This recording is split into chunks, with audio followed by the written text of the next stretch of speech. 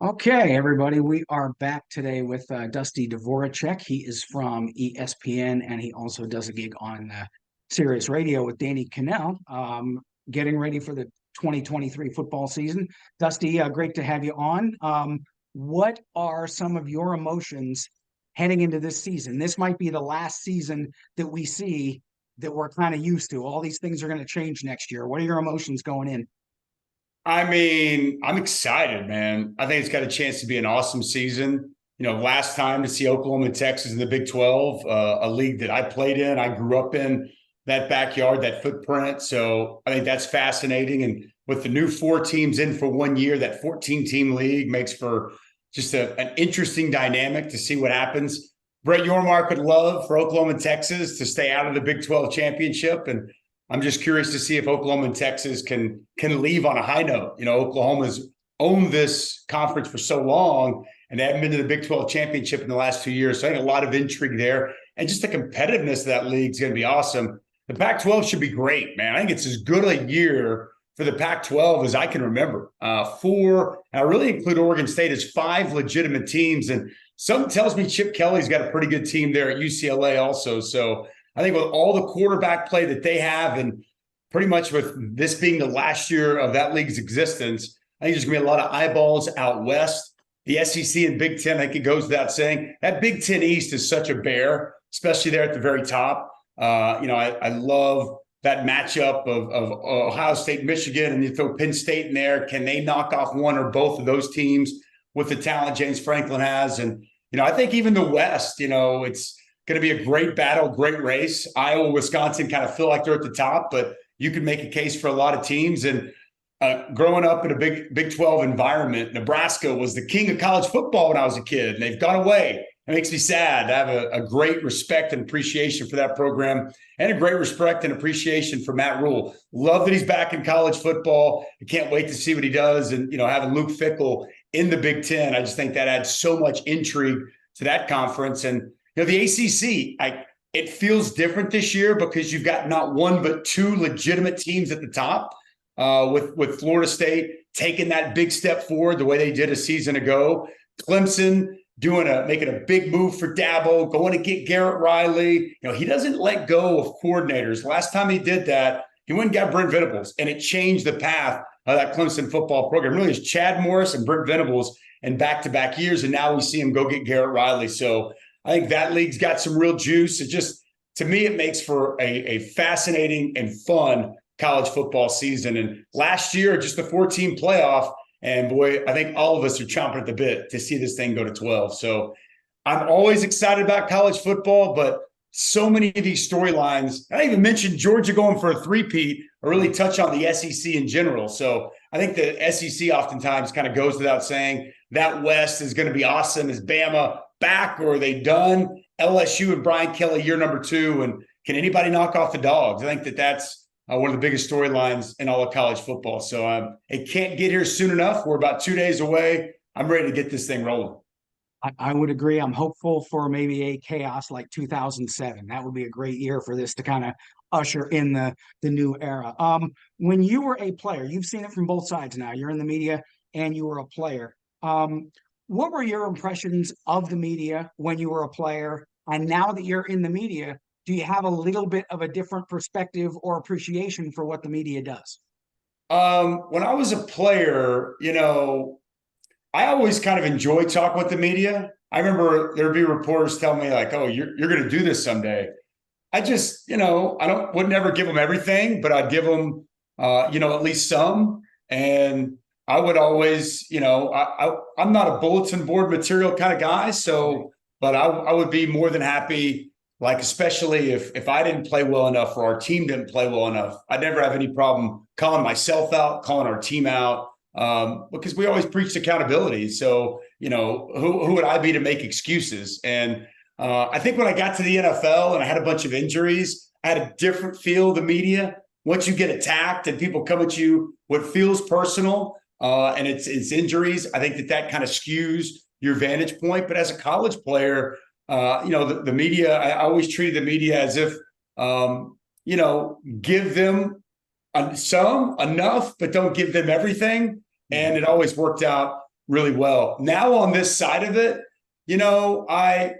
look, there's part of me, I understand why coaches are so close to the vest. What I do, I don't consider myself a reporter. I know a lot of information that I don't share with people. I typically do it just so I can have quality opinions. And I can also do my job at a high level, especially calling games. So, I really try now to build as much trust with players, with coaches, with athletic directors, SIDs as I possibly can. I'm not a news or story breaker, nor do I ever want to be one, but I want to be on the inside of what's going on around college football. And I think fostering relationships that you have within the sport is as important as anything you could do in a job like I have. So I'm very mindful of that. And whether I'm cracking a mic on my morning show on Sirius XM with Danny Cannell, or I'm calling a college football game, I have to do my job, but I can also do it in a way that shows respect for players, for coaches. You can be critical, but never attack, never get personal. I'm always constantly mindful of those things because I really do love this job. I appreciate it. And without those relationships, I'm not able to do my job at the level I can. So I would say I never really thought about it from a relationship standpoint as a player. And now I absolutely look at it as much about the relationships, conversations I get to have with the major players in college football as much as anything else. Yeah, that was something when I was a journalist, you kind of had to walk that fine line. You didn't want to make your subject so angry that they never talk to you again, but you still had to kind of say, well, you know what, you didn't play well. So But you know take us what? through. You know what, real quick with that, I think that most coaches understand that. Like I think there's a way you can do your job Right. and still do it the right way, effectively, without getting personal, without attacking. And I think as long as you respect that aspect of the job and coaches hear that, I don't think coaches mind being criticized. I do think they take issue with being attacked. And if it ever turns personal, I think that's where you can get doors starting to slam in your face. Right. Take us through a typical broadcast week, maybe from like the day you find out what your assignment is going to be to getting into the press box to call the game. Great question. This week's different. Fired up and excited. We have Clemson at Duke Monday night. They're at Wallace Wade Stadium. I can't wait for that little Monday night football. Dave Pasch, myself, Tom Luganville will be on the call. So this week's different, but a typical week. Most of these games are 6-day picks. So we find out somewhere between usually, 10 in the morning to 2 in the afternoon on Sunday as to what game we're going to be assigned. And I kind of go into instant. First, it's, check travel, because you're flying out on Thursday. So immediately check travel, get travel taken care of, get that book to where I'm going to go. And then by Sunday afternoon, evening, I'm watching film. I personally like to watch 3 films per team minimum. And it's not always the previous 3 games. If I'm calling a Georgia game and they had played, Tennessee, and maybe that game was in week 4. I know they play at the end of the year this year. If that game was in week 4, and it's week 10, I may go back and watch that if that's their toughest opponent, just to see what that was like. But oftentimes I go 3 games back, offense, defense, special teams. I'm looking at tendencies, scheme, and then I'm also evaluating personnel. Which guys are popping, what do they do right? And I'm making notes all across all my tapes. It's very similar to when I was a player, and I love that aspect of it. Like I love, we get access to all the film across the country almost immediately. Schools, programs upload the film, and under this kind of mainframe, we can access that and go through and look at, really the last 3 to 4 years worth of film if we wanted. So that's my film studies that. It's about 6 films throughout the course of the week. You're reading articles and clips about different players and different storylines that maybe aren't right there recent, that maybe you got to go back to the summer or whatever. So try to do my due diligence there. Typically get with the SID, pick their brain a little bit the week leading up, maybe some interesting storylines that they may have, players. Always watch the coaches' press conferences and go through those. And then we have our coaches meeting. And typically For a road team, we'll do a coaches meeting for a Saturday game, Wednesday or Thursday.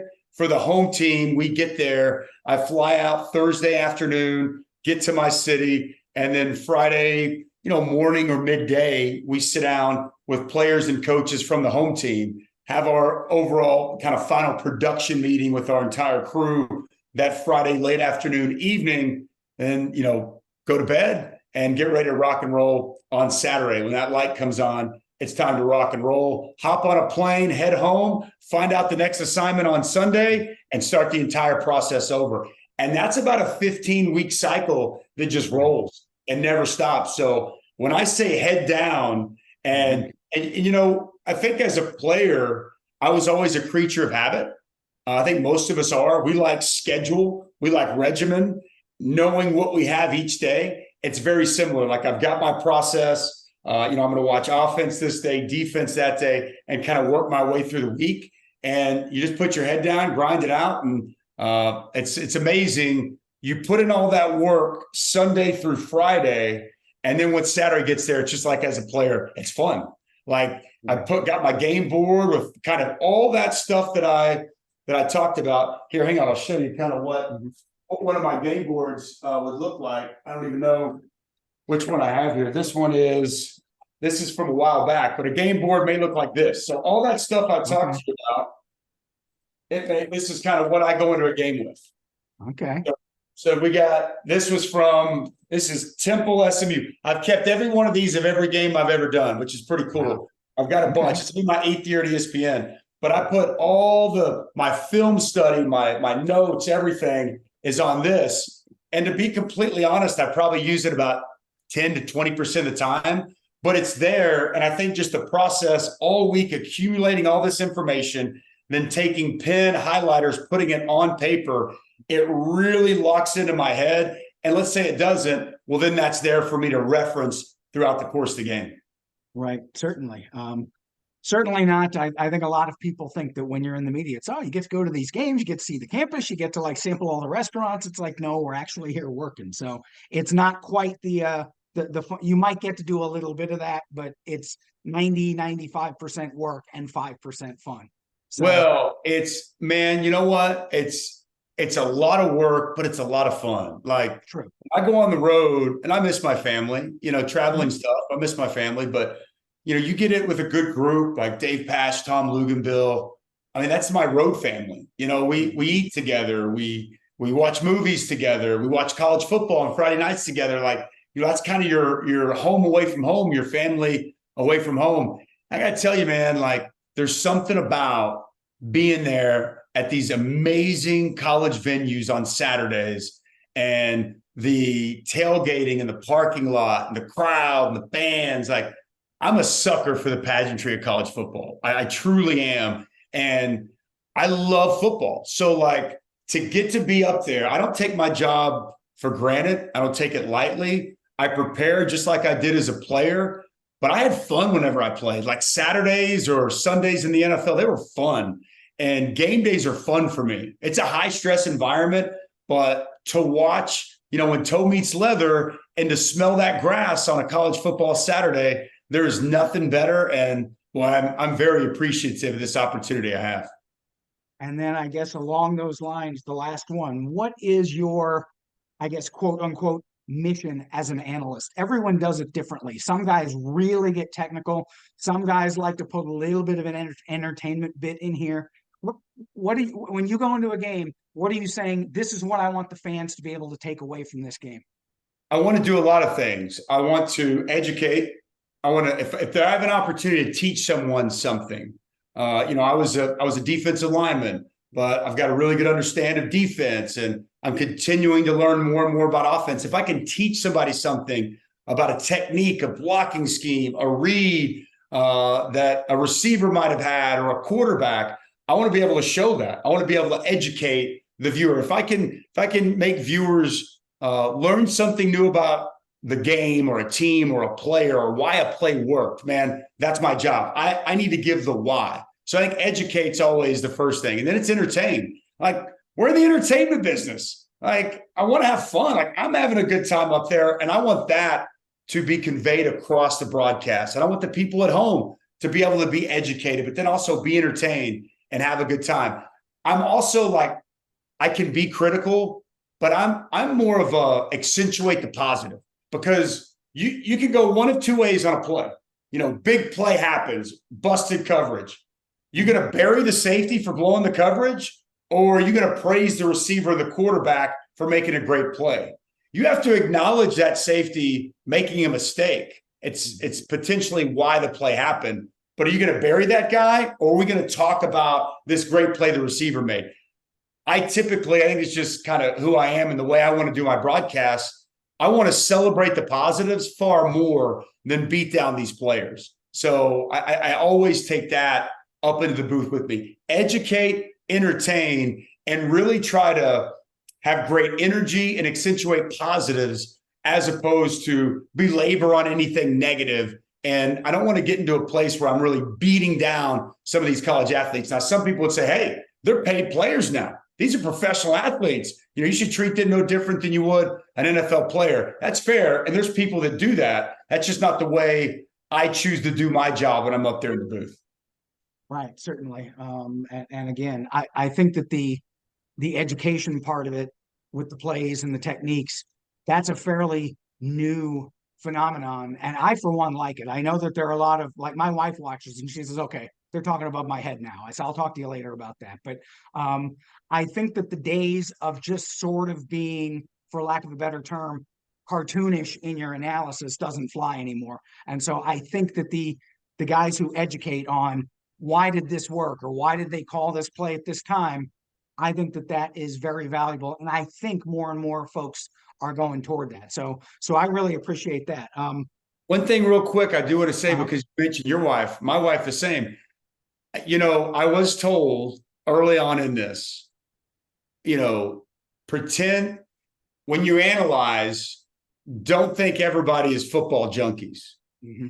And if you start getting into the minutia of expansive coverages or route combinations, it's going to go over a lot of people's head. Mm-hmm. So how can I educate, inform, but do it to where you, a college football coach, or my wife can all be able to take that in and be able to digest that and get something from it.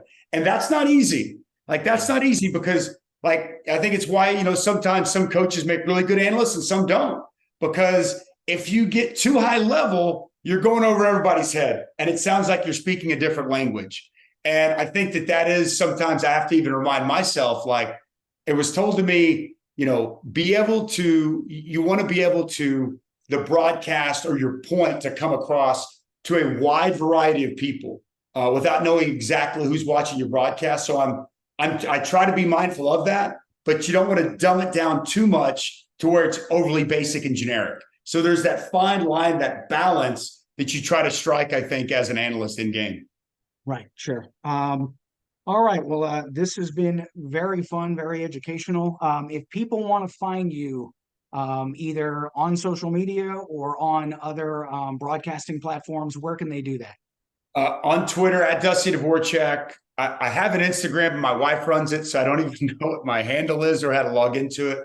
And, calling college football my 8th year at ESPN. So thankful and appreciative. We'll be on ESPN and ABC all year. And then you can check out my radio show, Sirius XM, Channel 84. It's College Sports Radio. Danny Cannell and myself, 6 to 9 Eastern Standard Time, Monday through Friday in the mornings. We have a lot of fun, and we kind of do the same. We try to educate, entertain, and really celebrate the great sport of college football. All right. Well, thanks a lot, Dusty. We will maybe check in a little bit later in the season. Awesome, man. Thanks for having me.